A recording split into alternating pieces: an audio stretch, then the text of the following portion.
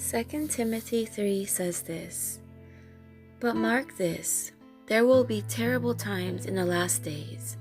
People will be lovers of themselves, lovers of money, boastful, proud, abusive, disobedient to their parents, ungrateful, unholy, without love, unforgiving, slanderous, without self-control, brutal, not lovers of good, treacherous, rash, conceited, lovers of pleasure rather than lovers of God, having a form of godliness but denying its power. Have nothing to do with such people. They are the kind who worm their way into homes and gain control over gullible women who are loaded down with sins and are swayed by all kinds of evil desires, always learning but never able to come to a knowledge of the truth. Just as Jannes and Jambres opposed Moses, so also these teachers oppose the truth. They are men of depraved minds who, as far as the faith is concerned, are rejected. But they will not get very far because, as in the case of those men, their folly will be clear to everyone." This is interesting because a lot of people feel that we are living in the last days. A lot of people feel that the rapture event will be happening soon, and there is definitely a decline in society, a decline in morals.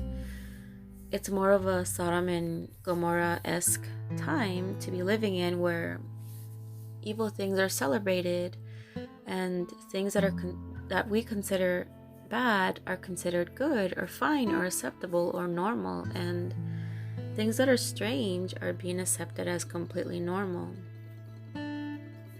So think about this. People will be lovers of themselves, and we see this all the time. There's like a big culture of selfishness, a big culture of me, a big culture of wanting things, wanting prizes for things that you've never achieved or accomplished, or just having to do the minimum amount of work and expecting huge rewards. People will be lovers of money, that's obvious. Money seems to run everything high and then run everything to the ground. Money is the root, as you've heard before, of all evil. Money is something that makes people who could be potentially humble blind. And that's why a lot of celebrities commit suicide, and a lot of celebrities get into drugs and everything, because even though they have a bunch of money, they're not happy in their souls.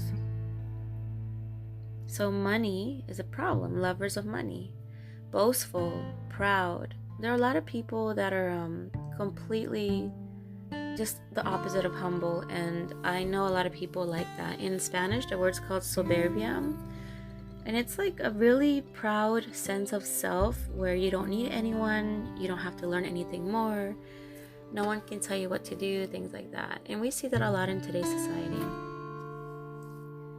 Abusive, and we don't have to go far to look at abusive. There's so many abusive events happening in this world, especially persecution against Christians and persecution against those that are weak, those that are hurt, those that are crestfallen.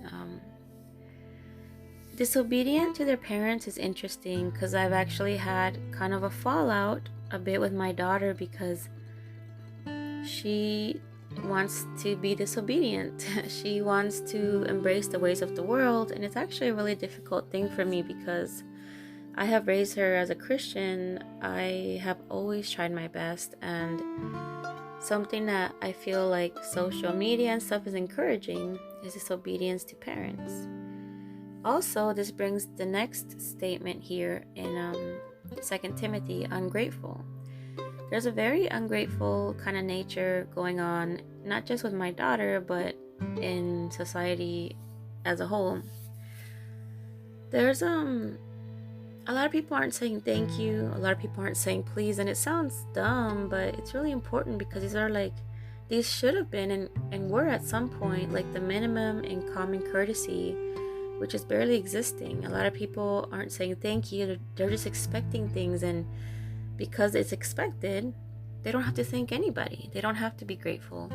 A lot of people are not giving, thanks to God for all the things that He's done for us and provides for us, in all the ways that He makes the world a light in a world that's full of darkness, right?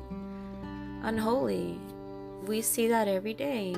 Like unholy people, unholy songs, unholy musicians that are pushing these unholy lyrics. Movies that are almost like pretty much unwatchable because of like pornographic scenes. So much unholiness surrounding us everywhere. They say without love, unforgiving, slanderous, without self-control, brutal, not lovers of the good, treacherous, rash, conceited, lovers of pleasure. And we see that every day. People that are chasing pleasure instead of chasing God. And then it tells us we have to have nothing to do with these people, because it's kind of like First Psalms 1:1-6. It talks about the way of the wicked and the way of the righteous. There's two paths you can take. You can go the God path, or you can go the devil path. There's no gray area. There's no middle ground. You're either walking in one or the other. So in Psalms 1, it mentions too that when you walk with sinners and you stand with them, you end up sitting with them and mocking others and making fun of them. So it's kind of like a downward progression, right? You're standing with them, walking with them, sitting with them. And that's not a good thing, because it means that you become one with them. And many times the Bible tells us, do not be one of this world. You are not of this world. Do not embrace the things of this world. Why? Look at the world in its complete decadence. It is completely going downward, spiraling out of control for a long time. So something we have to be careful of is this. In plain words, we don't want to be caught with our hands in a cookie jar when Jesus comes, right? How can we avoid this kind of situation? Okay, the best thing to do is attempt always to live a godly life. Be a godly person. Anything that's on this list on 2 Timothy 3, avoid it. If you find yourself loving money and chasing it, start making changes. If you find yourself being like looking at porn or looking at movies where like people are nude and stuff like that, that's being a lover of pleasure. Just consider changing what you're watching. If you're slanderous, if you're like talking really bad about people, you have to consider, hey, maybe I should change. This is a kind of you can do like a reverse list of everything that's on 2 Timothy 3 to try to be a better person. Because we're not being a better person because we think we're going to be saved by our good works.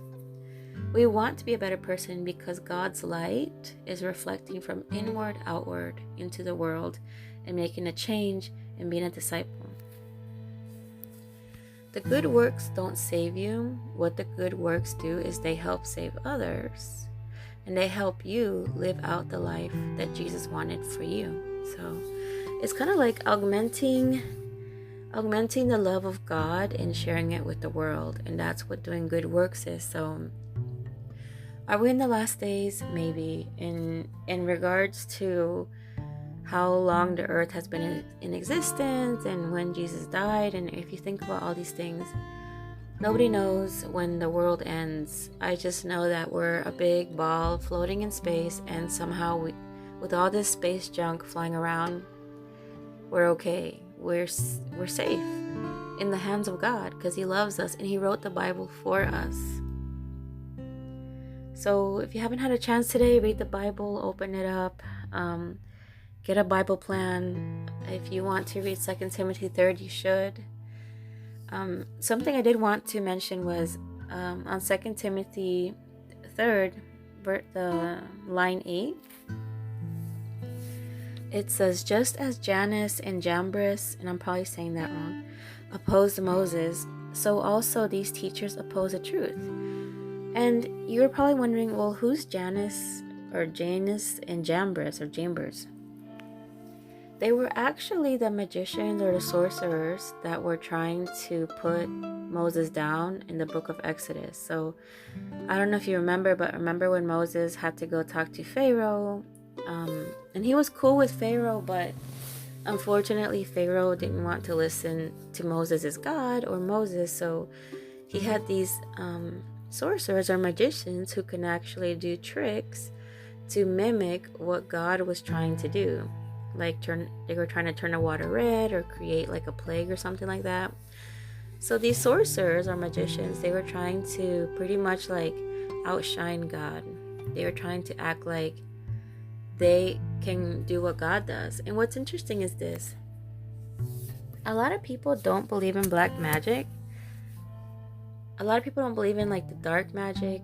But I do, because this is the thing. A lot of people are able to channel like the power, the demonic power, like devil's power, and somehow manifest it into a reality that's very strong and scary.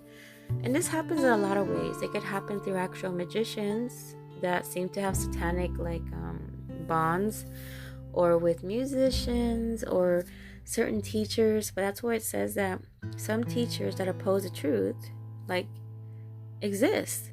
There will be people who are like trying to perform miracles, or there will be people who are trying to like, I don't know, and I see it on TV sometimes, like the people that pretend that they're curing people, and it's so obvious that it was all staged, things like that. But these are false teachers, false prophets. There's going to be people pretending to be Jesus.